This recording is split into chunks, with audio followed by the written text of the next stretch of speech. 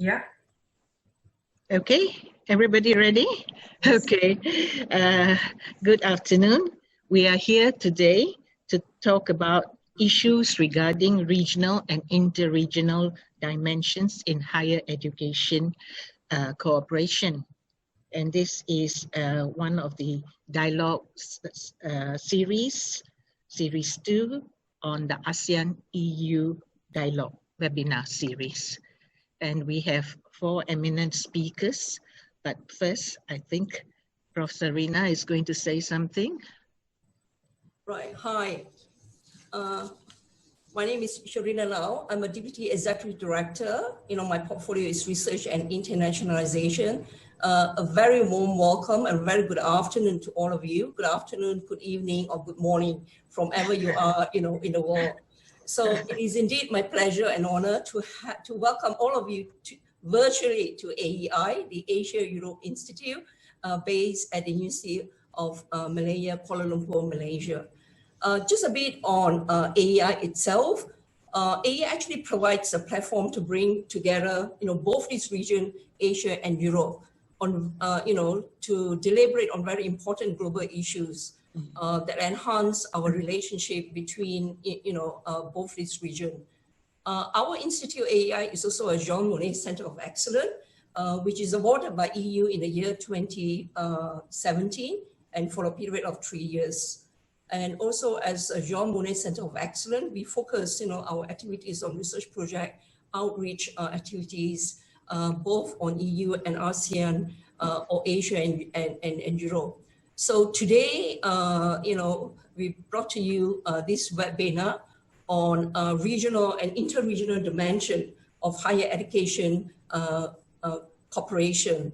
And we have with us some very distinguished speakers, both from Europe and ASEAN. And we are really in the midst of this, COVID-19 pandemic, and that has a serious effect, on higher education. So I truly hope you enjoy watching this and webinar, and hope you have a very fruitful deliberations. Thank you all. Thank you. Over to you, Prof. Maya. Okay. Welcome again. And that was a very warm welcome by Prof. Sarina. And we have, as she said, very eminent speakers. So we will have 15 minutes, 10 to 15 minutes for each speaker. And the first speaker is Nadia Reynders. And Nadia is actually coordinator of ASEM. ASEM itself is an intergovernmental process which was established in 1996 to foster dialogue and cooperation among Asia and Europe. So she is the coordinator of the ASEM Education Secretariat, Belgium. She has been working since 2018 as policy advisor and project coordinator at the Flemish Ministry of Education and Training. The Flemish Ministry is the Dutch-speaking part of Belgium, and her focus has been in the field of lifelong learning. Before 2013, she managed a range of educational programs in developing cooperation, mainly in teacher education. And in these programs, she worked with the Ministries of Education in Southeast Asia, encompassing Cambodia, Laos, and Vietnam. She is now coordinator of ASEM Education Secretariat as a representative from the Flemish Ministry of Education, working together with the French community representative, David Urban. Nadia is responsible for supporting and following up the ASEM education process, which consists of activities, programs, and projects to stimulate Europe-Asia collaboration and exchange in the field of higher education and lifelong learning. Over to you, Nadia. Thank you very much for this kind introduction. And also thank you to the Asia Europe Institute to invite me for this very interesting webinar. First of all, I would like to introduce you shortly into the ASEM, overall ASEM process and ASEM education. Because I don't know if the participants of this webinar are familiar with the ASEM process. So that's why I thought it might be interesting for you to have an overview of what ASEM is and what the ASEM education process is doing. Yes, as ASEM is the Asia-Europe meeting, the collaboration between Europe and Asia. It's established in 1996, and it's an intergovernmental process which involves 51 countries and 53 partners in total. There are 30 European countries participating in the process, 21 Asian countries, but also the European Union and the ASEAN Secretariat. It's a dialogue platform or dialogue and cooperation platform in 3 different areas. There is the political pillar, which offers a forum to address international and regional issues at political level. Every 2 years, the heads of states of the 51 ASEM countries gather in the ASEM Summit, which is planned at the end of this year, but most probably postponed due to the COVID crisis in Cambodia. So every 2 years, the government leaders of the 51 countries come together to discuss political issues. Then there is the economical pillar, which provides good avenues to reinforce economic partnerships between Europe and Asia. And thirdly, there is a social, cultural, and educational pillar that provides opportunities to strengthen cultural and educational links between Asia and Europe to foster closer people-to-people contacts. And it's under this third pillar that the ASEM education process takes place. The ASEM education process was established by the Ministers of Education in 2008 in Berlin, Germany. It's also a trans-regional process of dialogue and collaboration. And as Prof. Maya already informed you, it's mainly with a focus on higher education and lifelong learning. Then I would like to introduce you shortly into the way or the structure of the ASEM education process. We work with a 2-year cycle, which starts and ends with the ministerial meeting. So every 2 years, all ministers of education and senior officials come together to make agreements on different projects and initiatives within the ASEM education process. Then after, let's say, half a year, there is an intermediate senior officials meeting, which was normally held this year in New Delhi, India, but was cancelled. Sorry? Okay, I'm sorry, I thought there was a question. It was this year planned in India, but it was unfortunately cancelled or postponed, we don't know yet, due to the COVID crisis, of course. Then the second meeting is the Senior Officials Meeting 1, the next one will take place in Germany. And then right before the next ministerial meeting, there is another Senior Officials Meeting, the SOM 2, which will take place right before the ministerial meeting, which is planned in 2021, or maybe also even postponed, we don't know yet, in Thailand. This whole process is supported by the ASEM Education Secretariat, which was also explained earlier. It's currently based in Belgium in a collaboration between the 2 ministries of education, the Flemish Ministry and the French-speaking Ministry of Education. With my colleague, not David Urban, but he is replaced right now by Emily de Geldre. So she's representing the French community. So the both of us are supporting the different meetings, but also the different projects and initiatives that take place in between the meetings. So between or within the process of 2 years, different kind of activities, initiatives takes place. For example, expert groups and working groups on particular topics. For example, we have an expert group on credit transfer systems and learning outcomes, which means that the different participants discuss on different credit transfer systems and higher education in the different ASEM countries.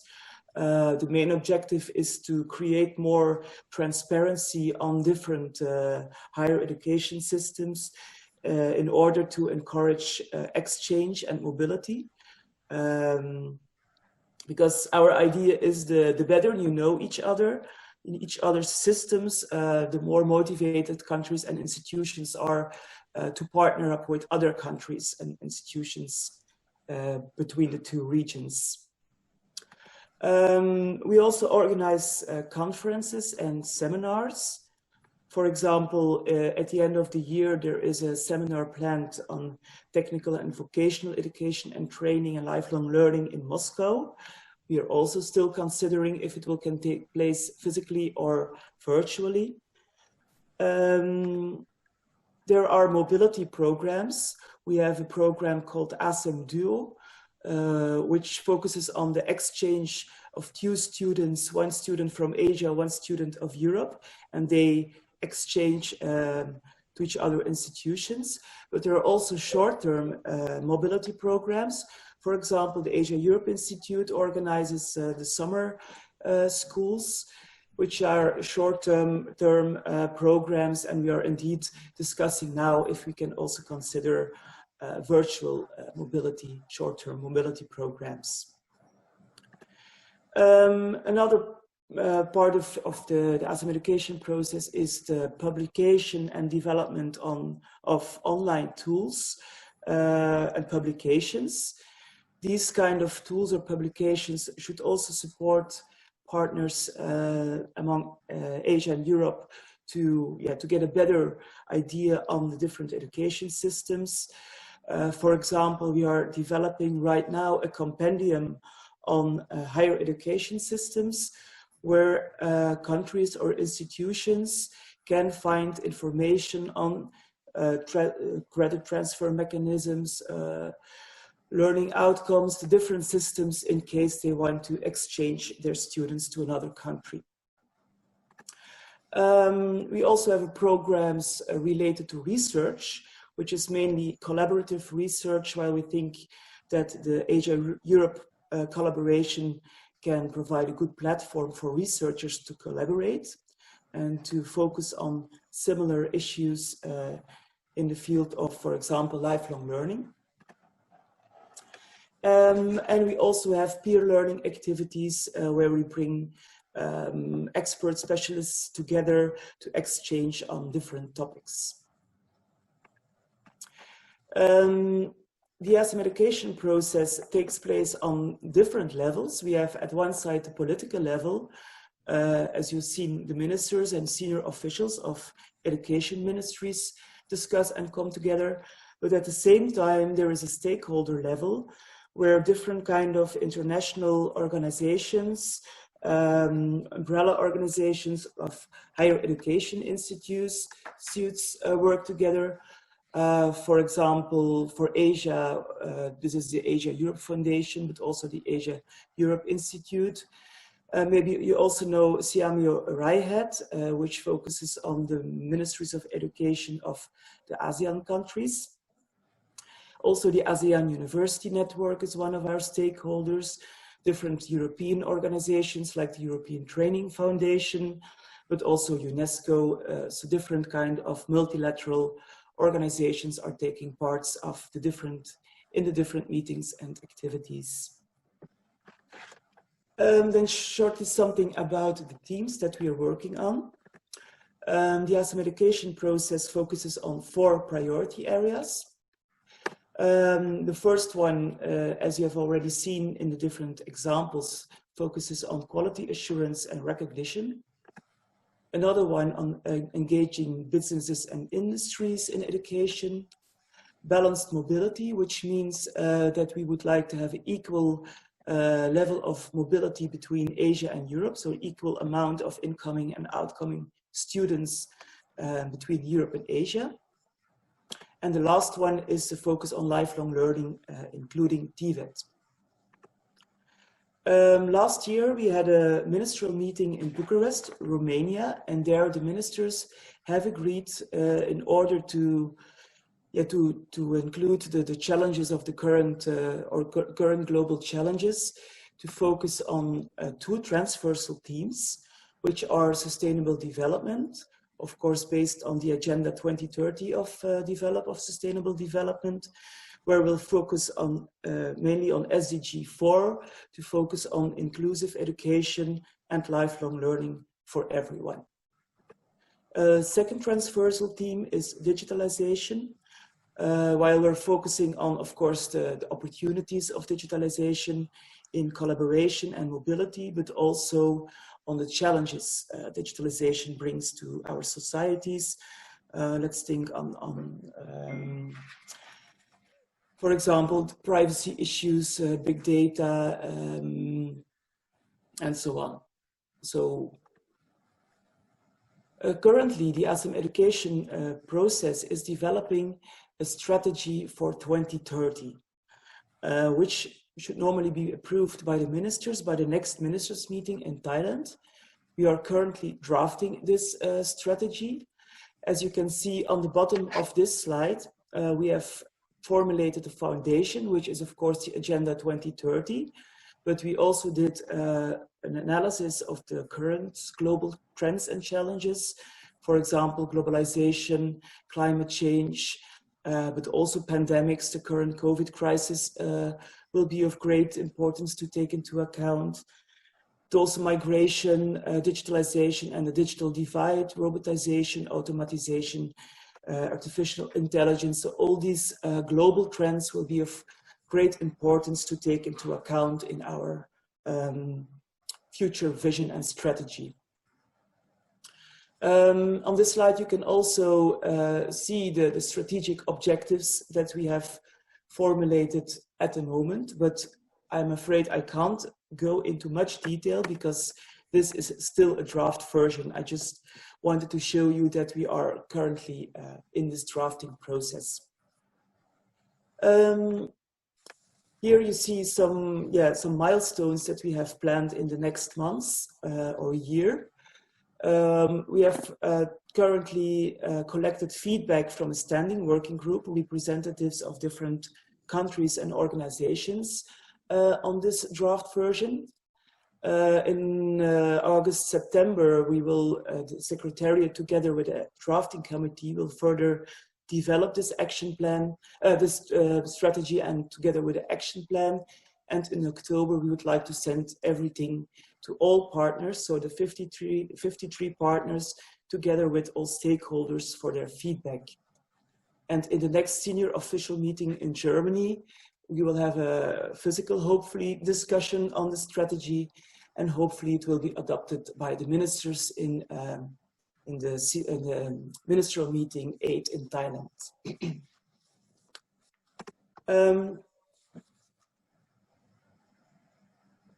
Finally, I would like to put some aspects on this slide, and maybe we can also discuss it later on, because we also have been thinking, of course, how the current COVID crisis and also the post-COVID crisis will affect the ASEM education process. As you can imagine, of course, it has a great influence on the way we are working. We had planned quite some physical meetings, which are all postponed or transferred into virtual meetings.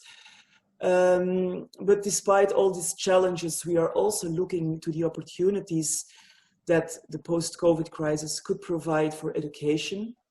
For example, we are currently collecting good practices on inclusive distance education.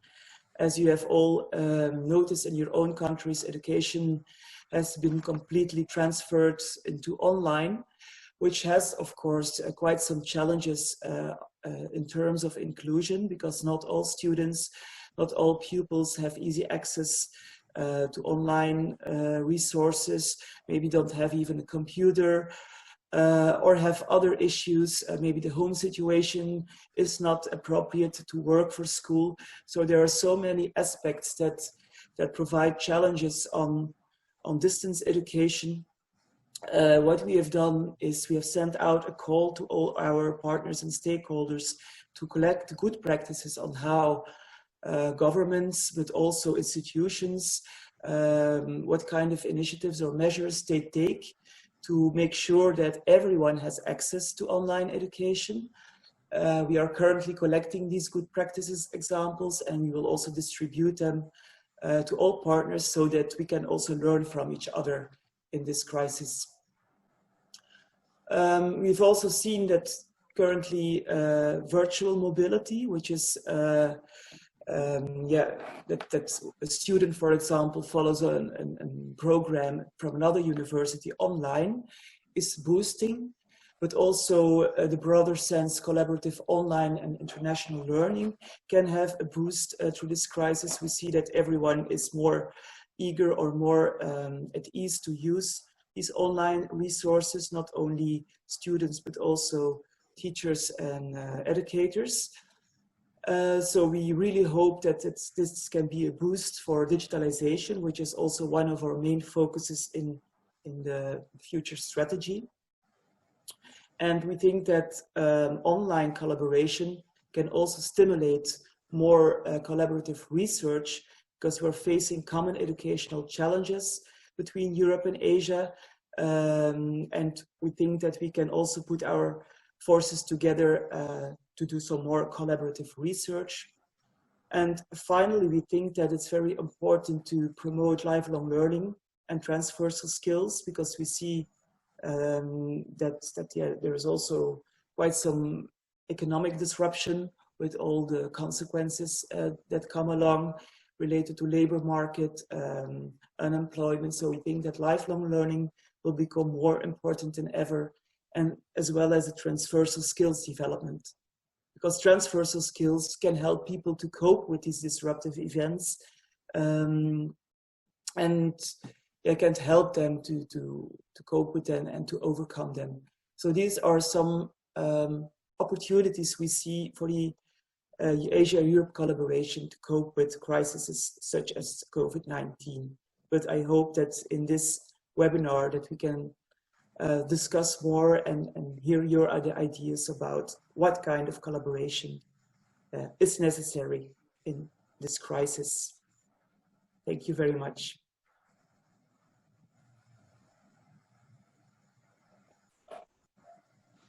Thank you. Thank you so much, Nadia. Thank you. Thank you for your very encompassing presentation and all the challenges that come with post-COVID and the ideas that you have presented with regards to lifelong learning, virtual,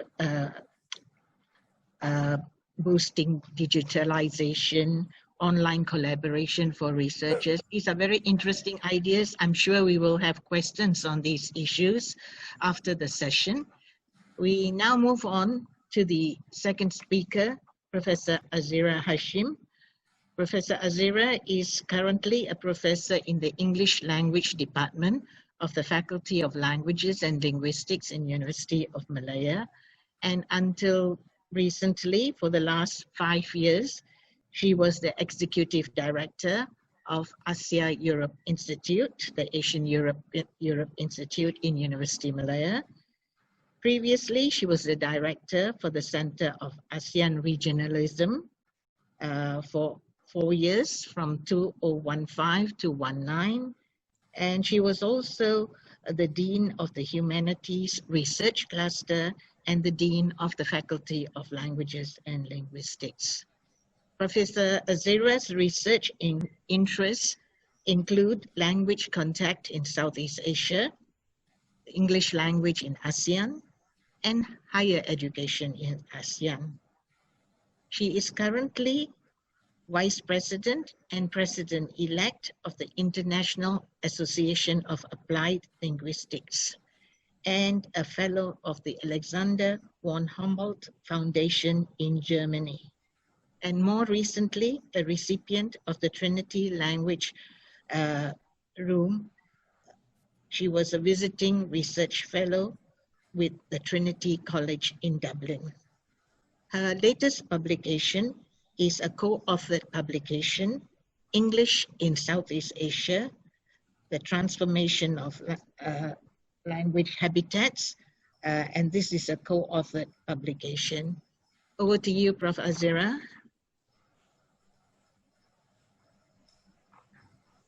Okay, thank you very much, Prof. Maya, for the kind introduction. Good afternoon to viewers from Malaysia and Asia, and good morning to those of you who are viewing from Europe. My presentation will encompass an overview of education cooperation in the ASEAN region. I will talk about cross-national engagement and illustrate with a project on the CLMV engagement under the Malaysia CLMV Programme. I then also will talk about inter-regional cooperation between EU and ASEAN and illustrate with a project that we're running as well on capacity building in the ASEAN region. For those of you who are not so familiar with ASEAN, there are 10 countries in ASEAN, as you can see in the map, all with different colonial histories that have impacted on the education system, but all of them involved in education cooperation and in building a common higher education space in the region. Okay, the key players in the ASEAN region, most of them are listed here. We've got activities, initiatives coordinated by the ASEAN Secretariat under the Education, Youth and Sports Division. And under that, we've got the senior officials meeting in ASEAN and also the ASEAN Education Ministers meeting that meet regularly as well on higher education issues. We've got the ASEAN University Network with, I think, more than 30 members and several associate members. We've also got CMEO, as mentioned by Nadia earlier on. And of course, every ASEAN member states have got their own educational policies and systems. They've got institutions, they've got bodies, and they've got frameworks. We've got dialogue partners involved in ASEAN higher education cooperation under ASEAN +3, EAS nations, the EU in various projects, USAID, GIZ, and others. We've also got global institutions like UNESCO, UNICEF involved, and other industry players and civil society as well. I think this diagram will illustrate much of what's happening in terms of higher education cooperation.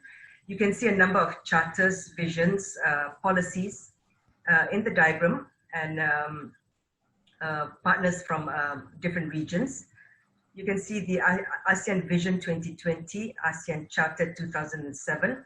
Both of them highlight the importance of higher education integration, human capital involvement, empowerment to strengthen the ASEAN community.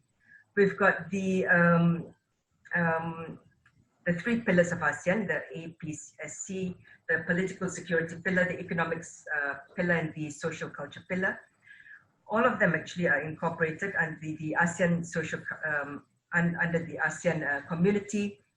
And under the ASEAN Social Cultural Community, you've got, as I mentioned just now, meetings by the senior officers and also the education ministers.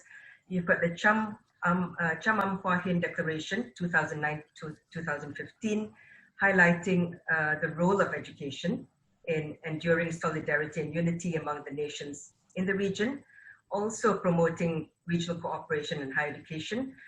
Then there is the ASEAN 5-year work plan 2011-2015, and that after that we've got the work plan from 2016 to 2020, all about strengthening cross-border mobility and internationalization of education.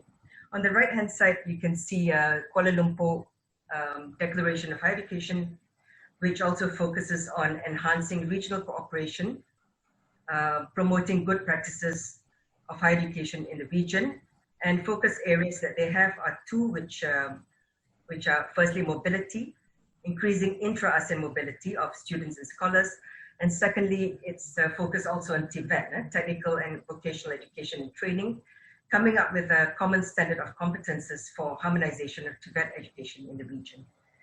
Then you can see also on the right-hand side, we've got the ASEAN Community Vision 2020, Forging Ahead Together. And you can see the SDGs at the top and the MDGs, the precursor to the SDGs. So the SDGs, SDG 4 actually, could be found actually in ASEAN documents. It's actually the ASEAN Vision 2025 actually is complementary to the SDG 4. And you have actually a few other ASEAN documents that incorporate SDG 4 as well. And of course, also documents in the different countries of ASEAN that have incorporated SDG 4 into their blueprints and their national strategic plan as well, such as Malaysia's Higher Education Blueprint and Malaysia's Strategic Plan in Higher Education. So these are some of the key players in the region. Okay, I'll mention one of the cross-national engagement initiatives which we have been involved in at the University of Malaya, which started actually in 2011 and actually has continued until today under a different source of funding. So initially in 2011, under the National Higher Education Strategic Plan of Malaysia, which focuses on global outreach and engagement, especially in the ASEAN region, we took part in the CLMV research program under the ministry. We participate in English language teaching and research education, which eventually led to the training of trainers program as well.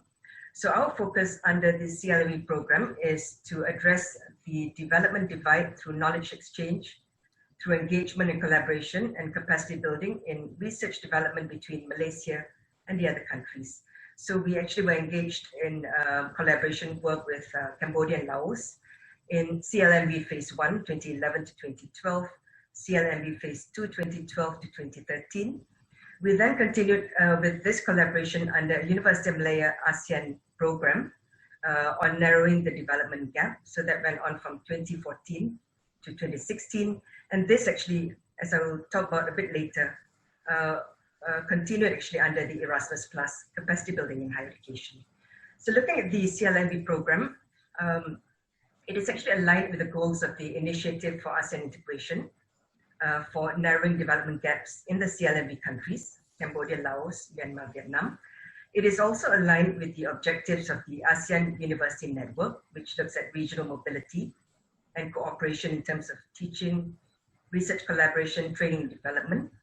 And you see that also mentioned in the ASEAN Community 2025, for example, the statement, vibrant, sustainable, and highly integrated economies enhance ASEAN connectivity, as well as strengthen efforts in narrowing the development gap. So the program is actually aligned with quite a few of the policies and documents. Yeah. And then in this particular program, what we wanted to do was to actually train academics in the two countries. We started with Cambodia and then we continued with Laos.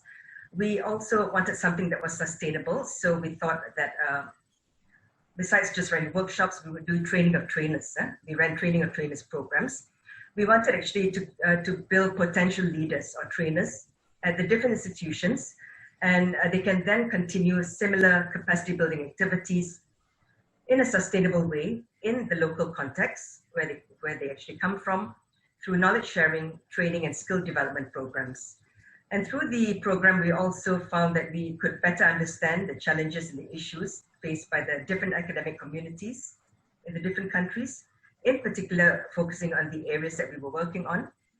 And we also found that these earlier collaborations would later facilitate actually different sites of cooperation between the different nations, and also later also with the EU nations as well.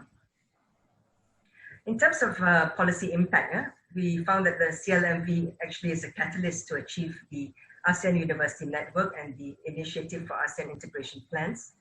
It's aligned with the strategic framework.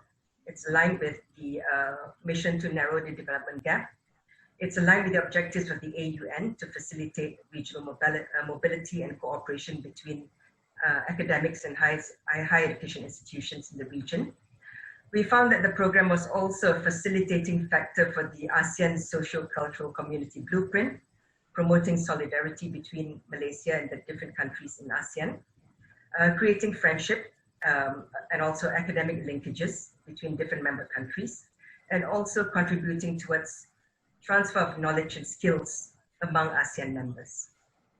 And we also found that the CLMV program was an instrument to enhance the Malaysian Higher Education Blueprint, 2015 to 2025, which was looking at global prominence.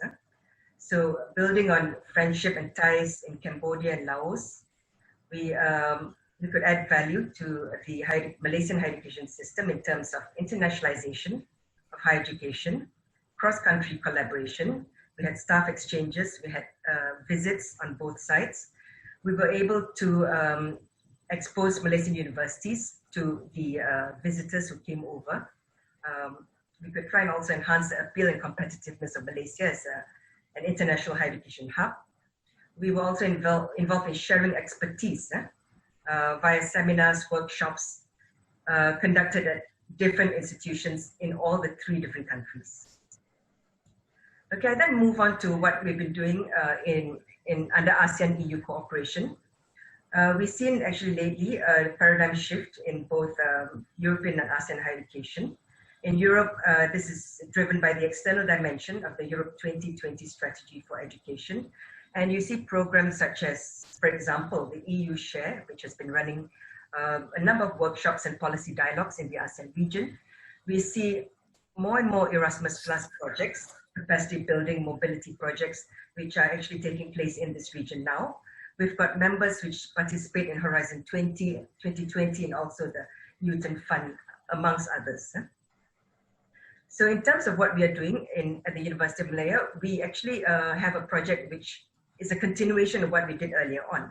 So this actually was an application we did under Erasmus Plus, because Erasmus Plus has a strong international dimension in higher education. We applied under Region 6, Asia, and the actually aim of this particular category of Erasmus Plus is contributing towards sustainable development of partner countries in the field of higher education. So our project actually comes under KA2, CBHE, Capacity Building in Higher Education, focusing on creating impact on institutions and systems, improving competencies and skills, trying to improve management and governance and innovation capacities as well. Getting actually the buy-in from national authorities, and also fostering regional integration and inter-regional cooperation. So this is the project that we now are running in the 3rd and final year. It involves Malaysian higher education institutions with 3 countries in the EU. So this actually builds, as I mentioned earlier on the previous capacity building experience of the University of Malaya. So we started with the Ministry of Education CLMV Programme, and then we continued with the ASEAN program at the University of Malaya. And this is now continued on a bigger scale under the Erasmus Plus CBHE program. So we use existing relationships and what was already established between University of Malaya and the Lao universities, and also our relationships with the European universities as well. So what we try to do here is to support the assimilation of knowledge between the EU and ASEAN partners. We focus on research methodologies. We focus on governance, research governance, and concepts of sustainability. We look at utilization of ICT in research capacity building. We try and improve networking, and also we look at conditions for research, competitiveness, and innovation. So through this project, we're able to increase awareness of the EU collaborators, of the ASEAN partners, and we're able to also promote instead of just intra-regional cooperation, cross-regional collaboration as well. So these are we work together with 3 European universities under this big consortium, University of Groningen, University of Gothenburg, and the University of Applied Languages in Munich. And we work together with two universities in Malaysia, University of Malaya and the University Utara Malaysia, 2 universities in Cambodia, in Laos, sorry. One at the National University, one is the National University of Laos in Vientiane. The other one is Suphanuvong University in Luang Prabang. And we then have also associate partners. So academics from these 2 universities can actually help to train also academics from Sabah Niket University and Champasak University as well. Right?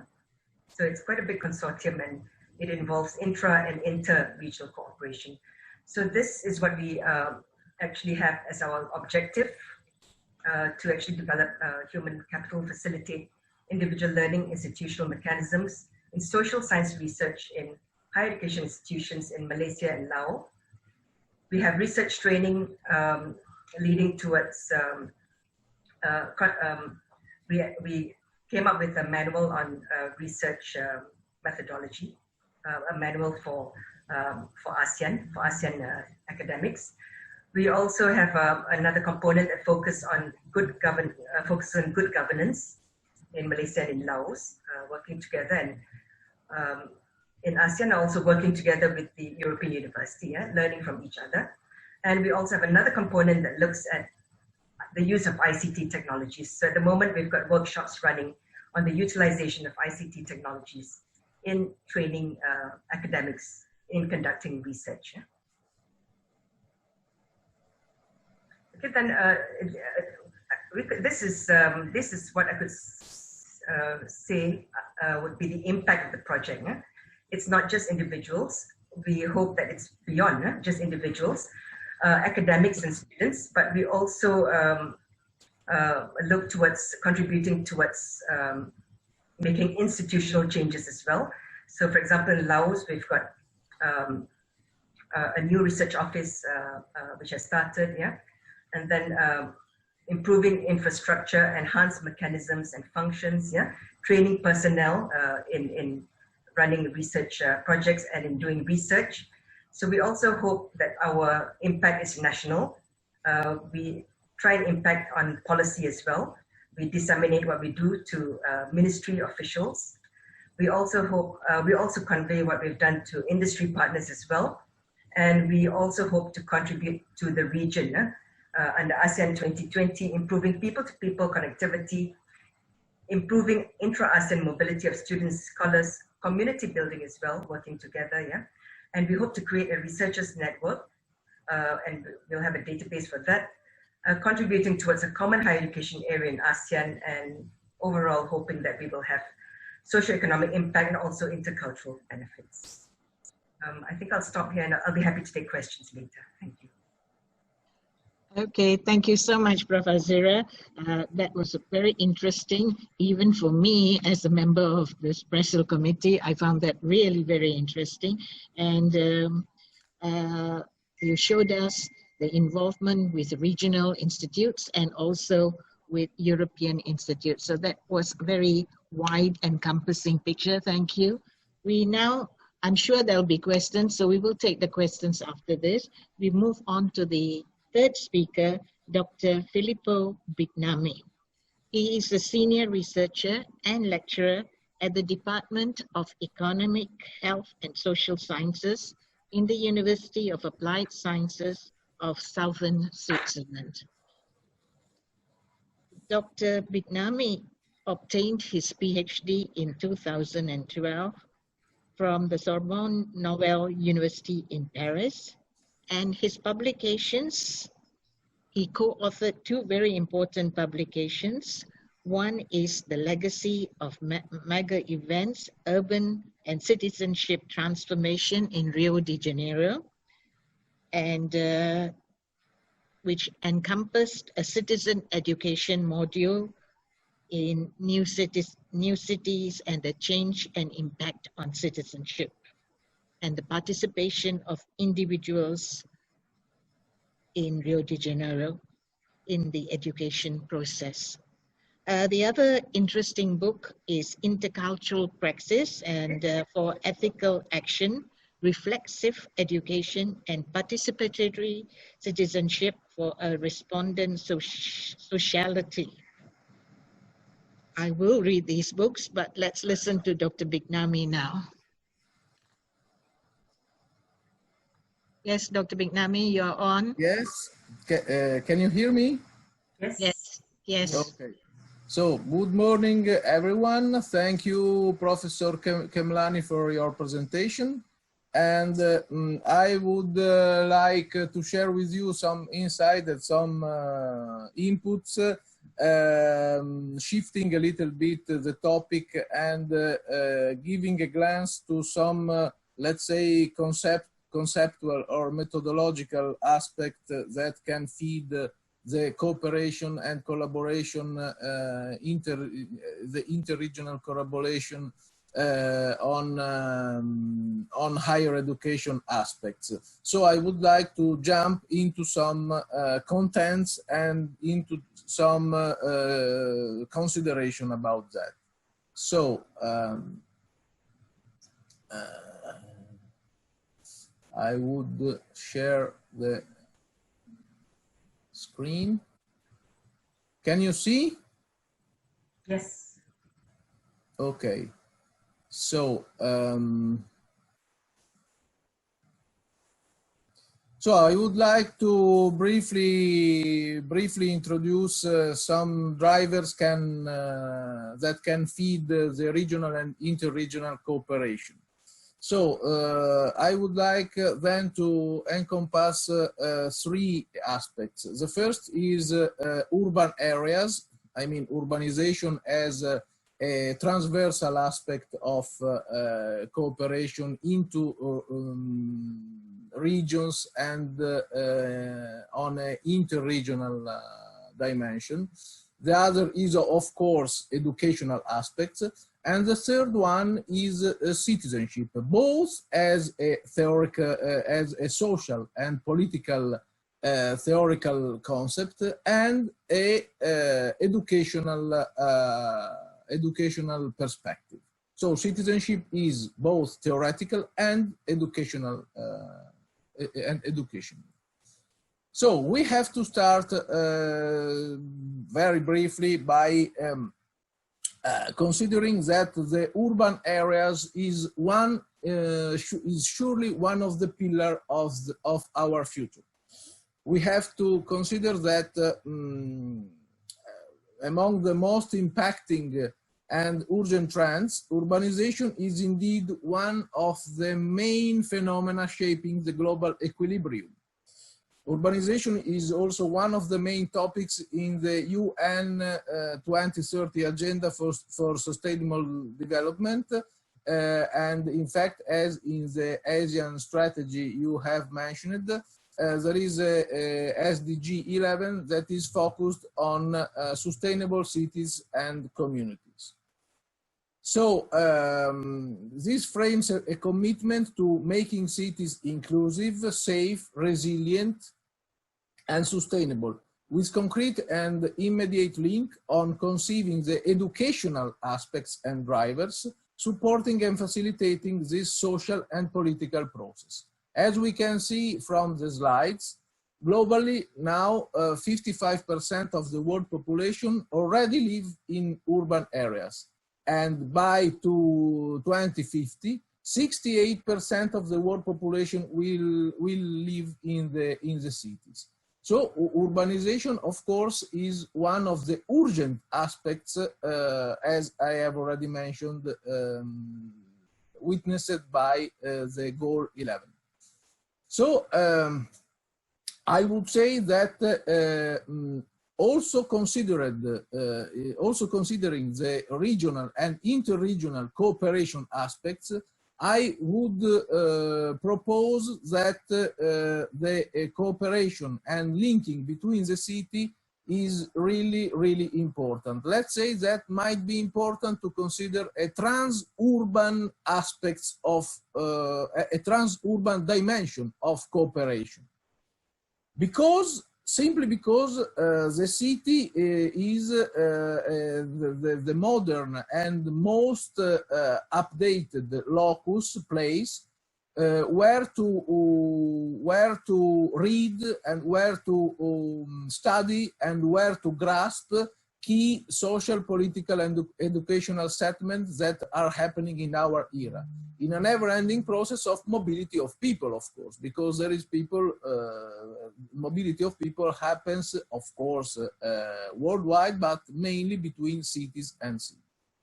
This is just a glance on the United Nations Department of Economic and Social Affairs outlook.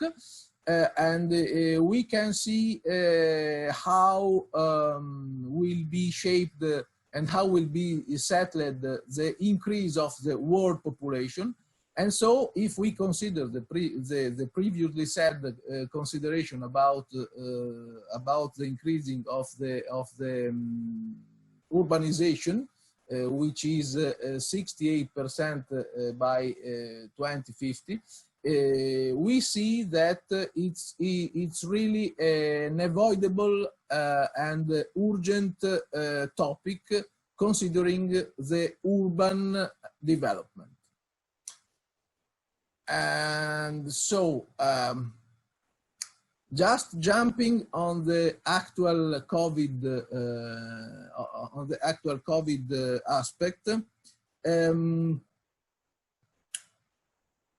if we consider the urban areas, we can see that in this framework we are observing worldwide the effect of COVID lockdown that, together with sanitary implication, of course, firstly, is particularly stressing the urban fabrics in terms of mobility, education, and inclusion and exclusion new layers. I mean, for that, worldwide, in Europe as well in Asia, lockdown has been implemented, quarantine as well. Educational activities have been stopped and where possible transferred into online mode. And additionally, I would stress also on the fact that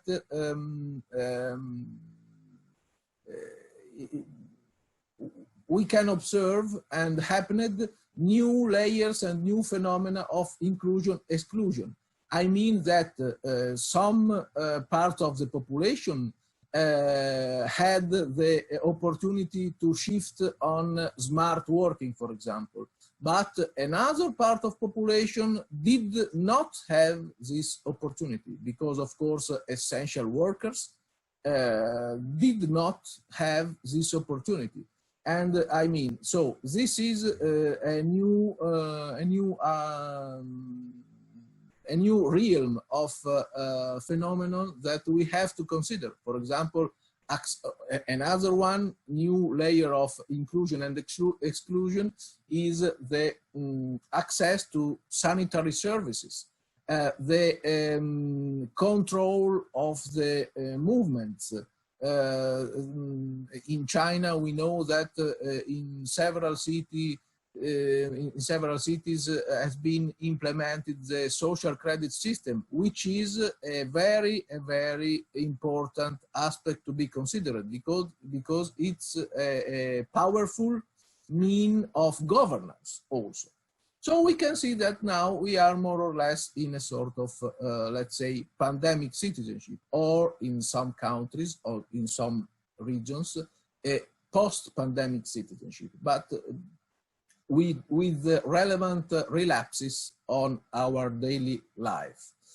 In this framework, I would say that nation states are increasingly lowering their status and are increasingly lowering their capacity of bordering. The significance of nations and citizenship might be rapidly shifting through a sort of pandemic adjustment, with different consequences for citizens depending on which city, more than country, they are and their living condition.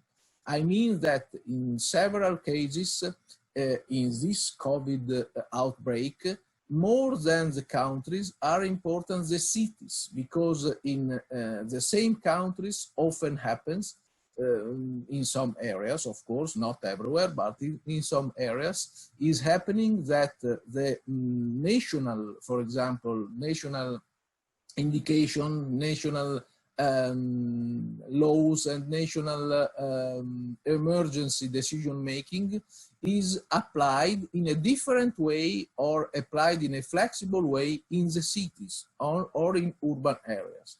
So borders are making a temporary comeback, I would say, affecting everyone directly, but not equally, of course, because in the cities there are these differential inclusion and exclusion layers that I have previously mentioned. So, I would say that we need now to think, in a normal condition, we need to think about, for example, educational challenges, because beforehand Nadia mentioned that in the strategies an important role is playing to focus, to understand which are the key common educational challenges.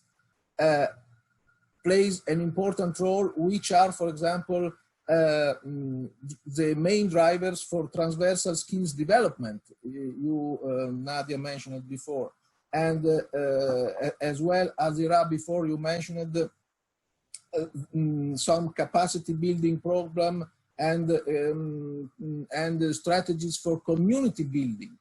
I would say that, and I would humbly propose that to start a sort of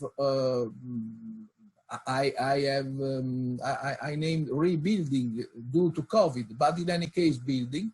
I would say that it's necessary to concentrate our attention and to focus on updating and on shaping a sense of collectivity, of being citizens linked one each other, and fostering the participation capacity on individual level. So on one hand, there is individual responsibility. On the other hand, there is the collectivity that has to be fed and has to be improved by the participation of each citizen. Of course, this is a theoretical approach, but I think that that might be powerful to concentrate on how to improve such kind of skills. So citizenship, it's a concrete and conceptual educational tool for an authentic regional and transregional cooperation through urban spaces. I would say that I would propose the concept and the educational aspects of citizenship as a concrete tool for a regional and transregional cooperation. And this could start from the urban spaces. So I would say citizenship for cooperation and urban spaces to ground and to concretize this path. So to reach participation and co-construction of policy making, of deliberative and participatory processes that can be a concrete improvement of our collective way of operating and of our collective behaviors. I would say again that this can happen in urban area because in every cities as features of unequal contexts, because in all our cities there are unequal and odd development, odd way of living, odd conditions. And so I would say that in unequal contexts, like most of cities are, where the mechanism of reproducing social inequalities are manifold in higher education, citizenship education is a mean to increase individual mobilization and responsibility to participate for claiming social, political rights and role. When I write social, political rights and role, I mean rights and duties, of course, because as some theorists are saying, like Brubaker and others, and also Eisen to some extent, to play and to gain rights, it's important to assume to exploit responsibility and an appropriate participatory approach. Thank you, Dr. Bignami. Thank you. It's very interesting I'm just sorry I have to stop you short because we are running short of time.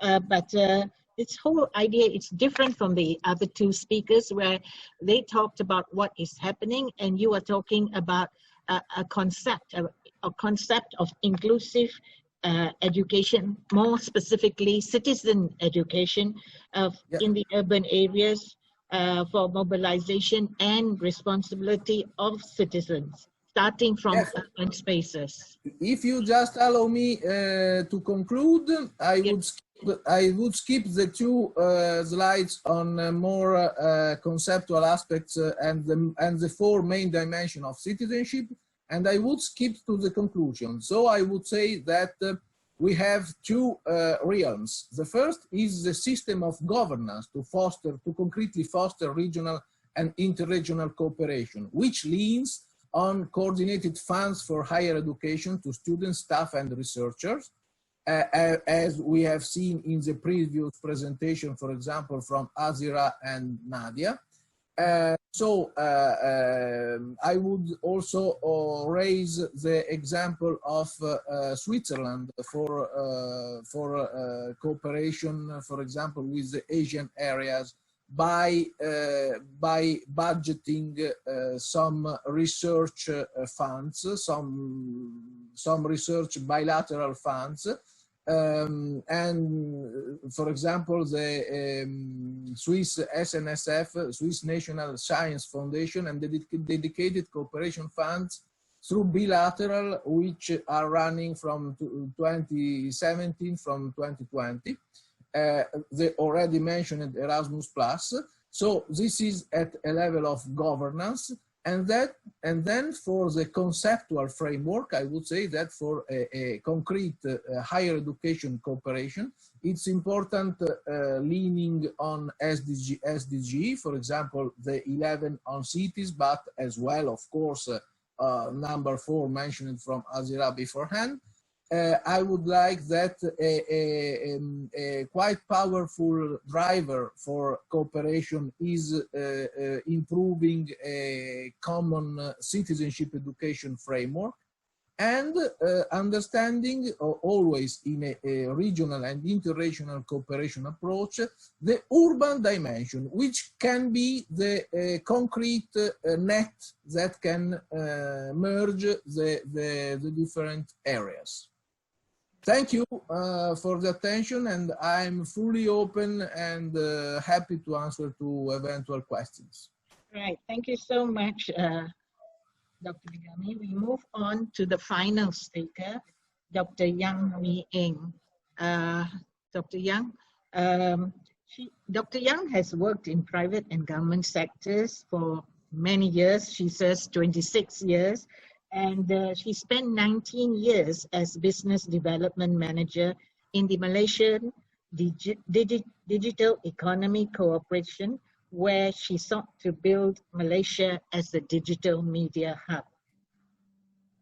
Dr. Yang is currently Senior Vice President at Alpha Cap, a private company investing in entrepreneurs with using unique technologies. She is currently she is president of SPINA by FADA Association of Malaysia, and this is a medical condition which affects the spinal cord. She is also the co-founder of this SPINA Association of Malaysia. Dr. Yang is president of the World Game Blockchain Association, which is a non-profit organization to connect games and sports industries and to educate blockchain technology. She's also part of the academic world. She is part of the International Advisory Panel for Malaysia Communication and Multimedia Commission, Universiti Tenaga in KL. Thank you, Dr. Yang. Please start your presentation. Thank you, Maya. I would like to actually just do a correction. Today, my hat that I'm wearing, those were my past hats. So now I'm actually representing ASEAN Foundation. I'm their new executive director, just appointed this January. And when I come on board, so COVID-19 crisis happened. So it is a real big challenge. I just want to thank the organizations, ASEAN Europe Institute, for inviting me to share about ASEAN Foundation's activity with the audience today. So let me share with you my PPT. I'm trying to follow the rules of this timing. So just to, if some of you are not aware of ASEAN Foundation, we are more than 20 years old NGOs, part under ASEAN Chapter, one of the ASEAN body, ASEAN Chapter. So you can see that our experience in building the youth skill and in terms of education and capacity building has been there for more than 20 years. So just to zoom into a bit, because I came in from private sector also, and also from ICT industry, my concern is very much on these policies that we wanted to encourage new technology economy for young people. So we zoom into the Industry 4.0. I mean, from all these ASEAN initiatives, you can see that even in ASEAN Plan for Education 2016 to 2020, a lot has been stressed on Industry 4.0. So the skill is really different.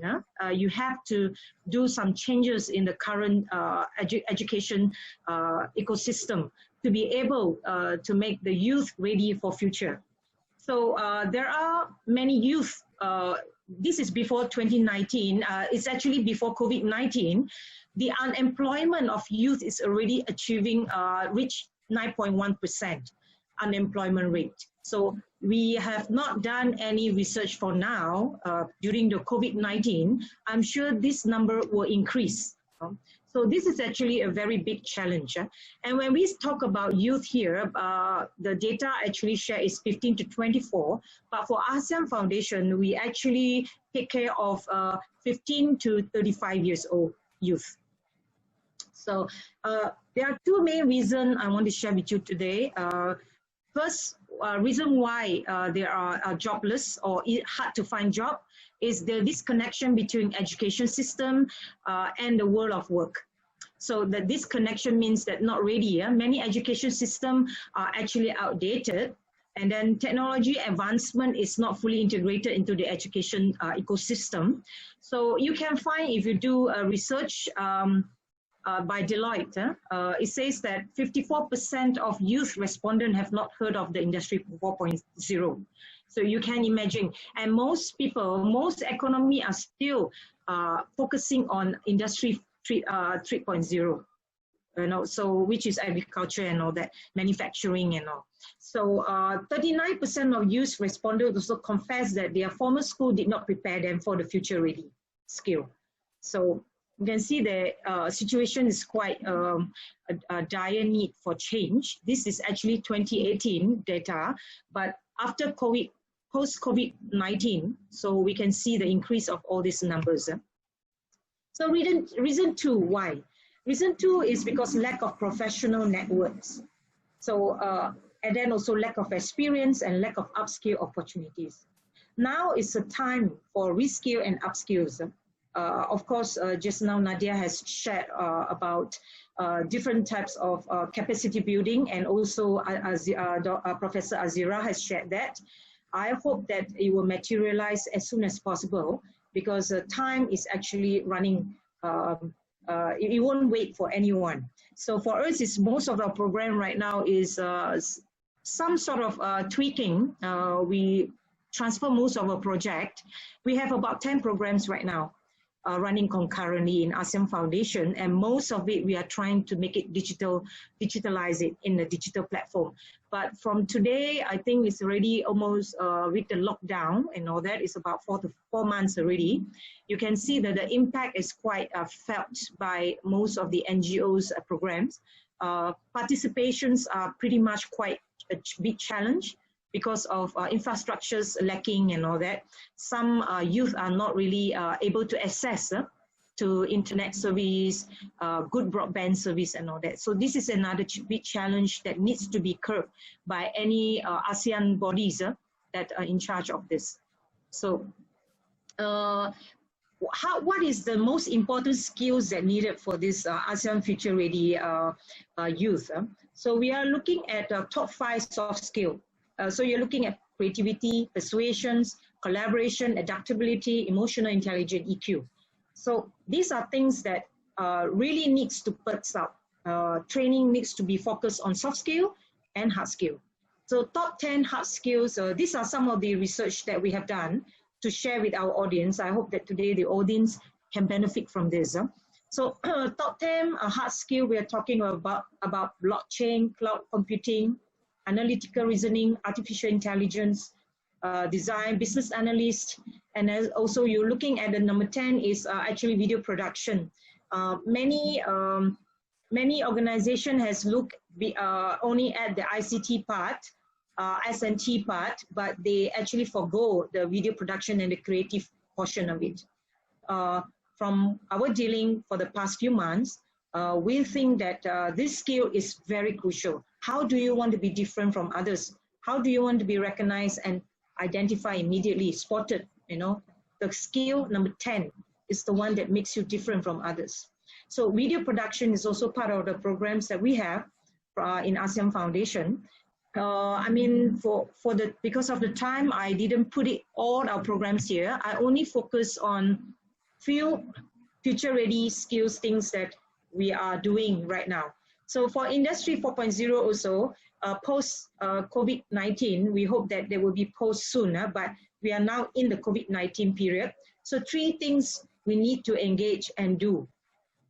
First is to equip yourself with digital skills. Second is to engage in the virtual world.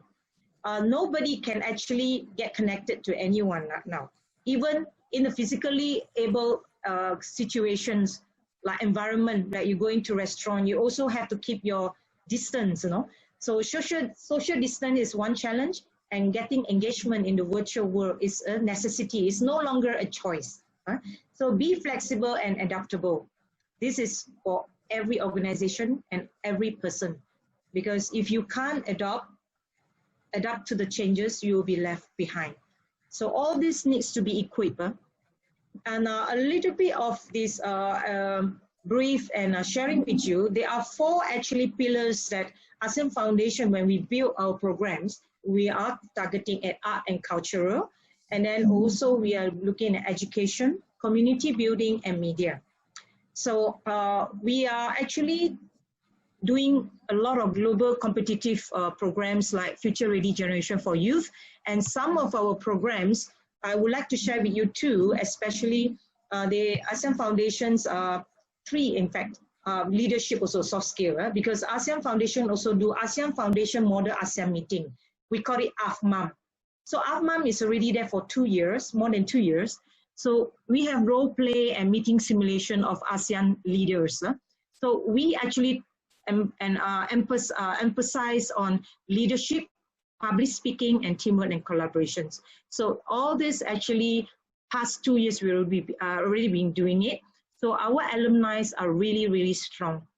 And they are actually quite independent and have very high EQ in terms of knowing how to adapt and how to be a team player.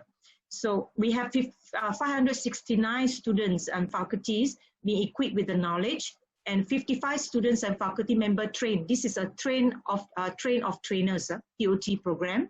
And we also engage 1,000 over, almost close to 2,000 students with the model ASEAN meeting and impacting them. So we are building future ready leaders. So actually, wait a minute, leader. And then future directions for us is actually to look into strengthening partnership with NGOs and various ASEAN stakeholders. And then apart from, we wanted to promote ASEAN awareness.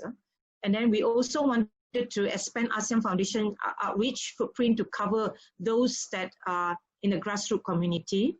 So those in the urban area is not really an issue. the biggest challenge we have actually is the rural area. And then number 3 is to promote ASEAN identity. Yeah? So everybody have one identity to hold on, and we can actually do more united. We call it ASEAN identity, or one entity, one region. Okay. So this is our number 2 programs, ASEAN Data Science Explorer.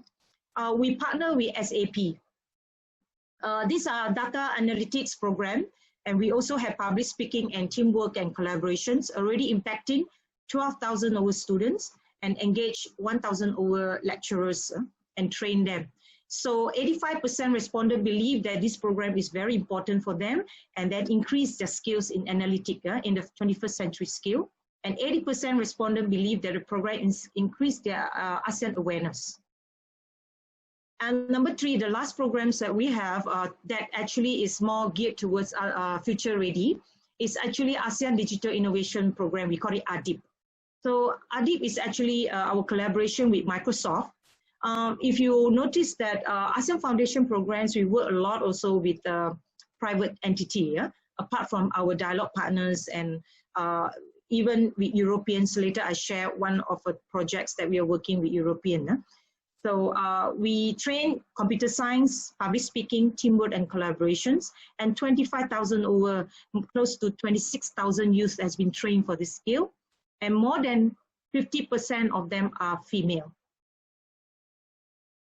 So ASEAN Foundation, when it comes to European Union partnerships, we do have one program called AFOS. AFOS is for ASEAN Farmers Organization, digitalization skills and all that will be taught to them. And then farmers and other key stakeholders would train 25,000 of them, more to 26,000 on coconut value chain management. So we also come up with these roadmap workshops to come up with the policies paper. So these are actually the project just finished, and we're now doing the post-program reporting. So my pledge for this, the last final slides, for this future collaboration with EU is to, it has internship exchange, because I saw from this ASEAN education plan, item number 7.1, 7.2, and all that, they touch on this internship exchange. We are already doing internship program. Only thing that our internship program is not funded by any parties. It's more like the initiative of ASEAN Foundation. So we receive, we actually have more than 100 interns already for the past 2 to 3 years. So we even open up for people who is like disabled people, autism, autistic child to come and do internship with us. So number 2 is we would like to have these Europeans capacity buildings training for teachers program, if we can work on together. And the 3rd one is ASEAN-EU lecture exchange, because we have all this capacity to do so, because we are the people-to-people connection bodies of ASEAN entity. So thank you very much. So I hope this is our contact. So if you're interested of more of our program, please browse into our website and our social media platform. Thank you. Back to Maya. Thank you, Dr. Yang. Thank you. We now come, thank you to all speakers. We now come to the question answer session. We are actually running very late, but you guys had so many interesting things to say, so I didn't really stop you, because there was so much information which was really interesting to our 200 over participants. We have a number of questions. One of the more important questions I feel is, how can higher education providers enhance inclusiveness, for example, to learners with special needs? When we say inclusiveness, which is the target audience you have in mind, and how can higher education providers help these people? I think we will ask each panelist to say at least something, so we can have a sharing of views. Shall we start with Dr. Yang as the last speaker? Yeah, okay. Thank you, Maya. We actually, how for institution of higher learning, of course, first of all, is the infrastructure. and the investment from government actually, because there's a lot of big gaps for this group of people not being cared for, and they are not inclusive enough for them.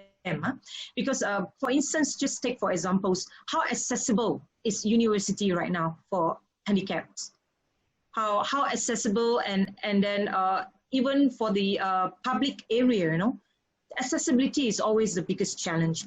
That's why for people who is handicapped or this group of people, they got nowhere to go. So in terms of investment in infrastructure is definitely number one to actually look at. Of course, funding, you know, the big gap in funds is how much government wanted to actually put in percentage of their GDP into education. So this is the biggest challenge we have to think about. All right, thank you. Can we move on to the other three speakers on the same issue? If you can just make a statement also, because we have a number of questions. Yeah. Yes, Prof. Azirah. Yeah, I think actually there's much that has to be done in this particular area, and I think if you look at universities in the region, programs that are being offered, I think much more has to be done actually to serve, to actually cater to people with special needs. So a lot of allocation of resources would have to be actually thought about, you know, how much do we want to put into this, and also infrastructure as well, as Dr. Yang has mentioned. So it's funds, infrastructure. Nadia, do you have anything to add? Yeah, I think inclusiveness is even more than special needs, students with special needs, but also students with a disadvantaged backgrounds from remote areas. So I think infrastructure is one thing, but also maybe guidance and also reaching out to students. And I think here maybe distance education, online education can also play an important role. They can, at one hand, be a challenge for inclusion, but at the other hand, also support more inclusive education, I think. So your lifelong learning would include perhaps learning throughout the various stages of life, and would that be encompassed in this inclusiveness? Yes, I think that's very important, especially if we focus on SDG 4, which focuses on that inclusive lifelong learning approach. And therefore, it's also important that we encompass different methodologies of learning, not only the physical learning in more formal settings, but also validate more informal learning, community learning, as Mr. Bignami, or learning in global citizenship, for example, that these kind of skills are also validated. Thank you, Nadia. Dr. Bignami, do you have anything to add to this particular question on inclusiveness? Yeah, I would very briefly recall the issue, as Nadia mentioned. I would say that to promote a real inclusiveness is necessary to equip and to support the people with individual learning that can enable individual capacity to contribute to the collectivity. Allow me please to mention the research action project that you already mentioned in the book that it is just being issued, in which in Rio de Janeiro, in some disadvantaged areas of the city, we performed an experiment of a citizenship education approach. And this, we did this in a blend way, so in present and in remote, with some educational methodologies.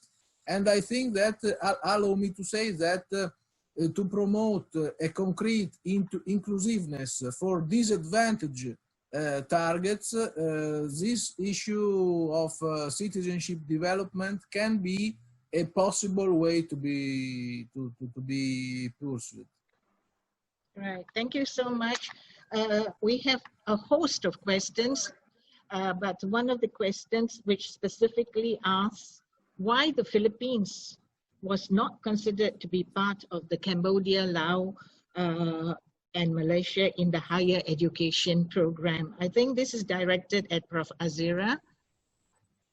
I'm not exactly sure because I mean, our ministry actually informed us about the CLMV program. So it involved 4 countries in the region, but I'm sure there are many ASEAN projects that involve universities in the Philippines as well.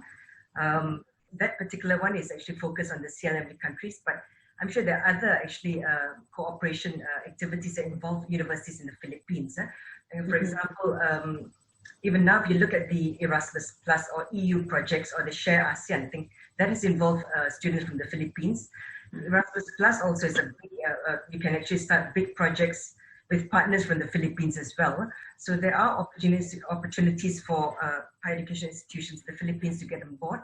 You would have to look for suitable partners who would perhaps invite you to come on board a project, to collaborate on an ASEAN project or an inter-regional EU-ASEAN project. May I add on to Yes. what Professor, just to help you a bit, because ASEAN Foundation programs actually launched to all 10 member states. So in fact, Philippines students is one of the top participants. We have the most numbers from Indonesia and also Philippines to participate in our program. So for us, it's like there will always be different types of menu for you to choose from. So we always welcome any countries from the AMS to actually come forward and participate in our event. Thanks. Okay, that actually, Dr. Young, that actually answers the question that followed from that Philippine question. So thank you very much. The next question is with regards to refugees. What is the place of refugee education in ASEAN and European Foundation related to equal education? Is there any possibility to include refugee education in these foundations or these organizations? Nadia, would you like to take that? Refugees, the position of refugee education. Yeah, I think that's it's a difficult question. I would say for the ASEM education process, the initiatives on particular projects come from the members or the partners, so the ministries of education. So I would highly welcome an initiative on refugees education, but I must say that until now that is not part of our portfolio of projects and initiatives, unfortunately. But I completely agree that it's increasingly important to think about this group of students. But education-wise, we do not cater to refugees yet, as what Nadia mentioned. Maybe in future, if cross borders, has many requests and impact, there will be a need. This is quite sensitive questions actually. I mean, it's involved higher level policy makers, decision makers to actually cascade it down to us to actually carry on the programs. But we do have inclusive of refugees in our program, especially when we come to COVID-19 relief, because recently we got one funds that coming in from US. It's still in the initial planning, but I think within this 1 month, 2 months will finalize. We include the refugees as our beneficiaries. So we didn't say it's for humanitarian matters. So by education, we need to follow the policies makers on the top, see what, I think it is something that has been discussed over the time. I think it is not something new, but the decision has to be coming down from the top down. I think. Right. Yeah. There are 2 parts to the next question. The first part has been actually discussed in your presentations, but the second part, which is what might be some of the negative consequences of remote digital learning? Because we've talked, many of the presenters have talked about the challenges and the insights and opportunities that might arise from virtual learning. But here, the the person asking this question is actually asking what might be some of the negative consequences of such remote or digital learning. Any of you? Maybe we share some of our experience. Sorry, I try to see what we can do. For us, it's like the long-term impact. Actually, everything is boils down to the mentality. How is your impression on things? Because COVID-19 just happened. So as of now, parents and youth who do distant learning has not come to a mental state of accepting that this is a new normal. Because there are a lot of issues being raised up from the education sectors, especially I have many friends. I used to be a lecturer before, visiting lecturer for university in Thailand. Most of the, previously there's no issue being posed when I do my distant learning last year, because students treat this as something exciting, different from what they are normally doing.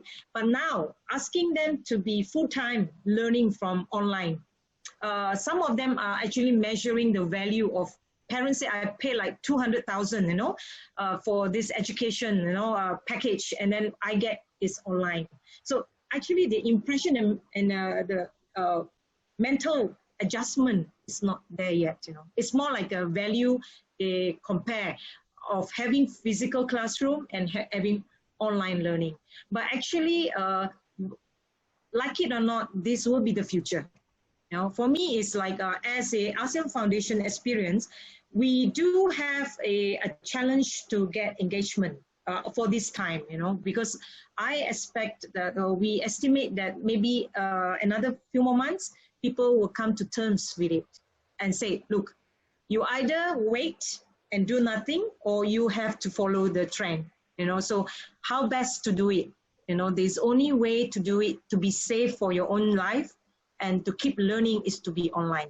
So the negative impact, of course, is you can't be face-to-face. That is quite common, not only for education system, but even for business community.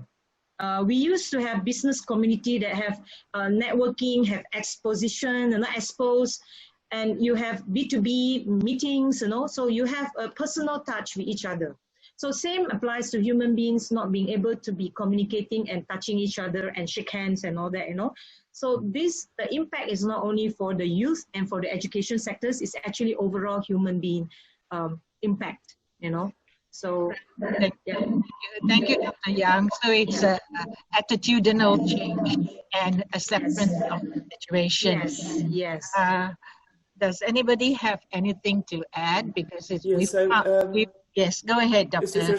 Yeah, I think it's very important to take also into account of the personal well-being of a student. We did some research here in Flanders, and it came out that many students are lack motivation, because it's very important to get supported by your peers in a direct contact. I think that's something that we have to take care of in distance education. And of course, I think a very big challenge is indeed students with disadvantaged backgrounds who have maybe not easily access to technology, but also not having a supportive home environment to study. So I think that is one of the challenges, to get all students and to keep all students on board. Yeah. Does anybody want to add on? If I may just add a few words, I would say that this shift on digital has inside, of course, a possibility to reduce the digital divide, but as well, in the meantime, the possibility to improve and increase the digital divide. As Nadia mentioned, I think that if not reached the break-even point, I would say in the balance between including and equipping the people with the capacity to use ICT devices, I think that especially for underprivileged people, this can improve and in a dangerous way the digital divide. So another risk that I see, it's a top-down approach. I mean that people, students and so on, can in this way be guided in a top-down approach that can squeeze their capacity to participate, then I would see a risk of techno-optimism from the institutions and so on, because now, especially with this COVID, we think that all can be transferred on online mode, but this techno-optimism can bring us to a misunderstanding of the aims to be achieved.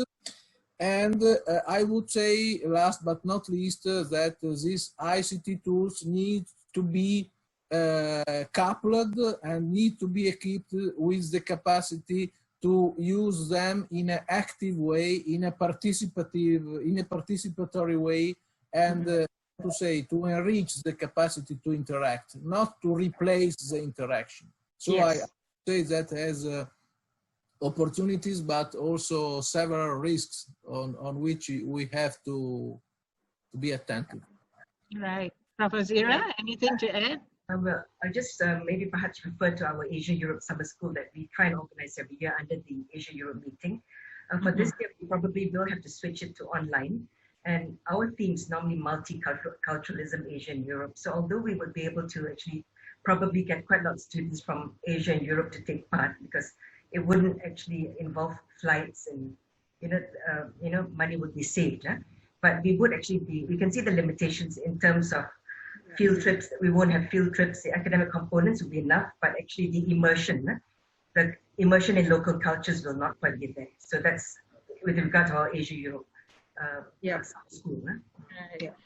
So it's actually way past our deadline to end this session.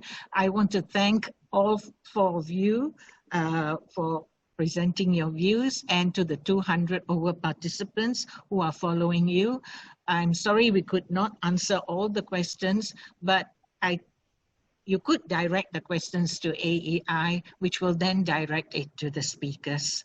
Thank you so much, everybody. Thank you. Thank you. Thank you for organizing and inviting. Thank you. Yeah. Thank you, everyone. Bye. Thank you, Maya. Thank you.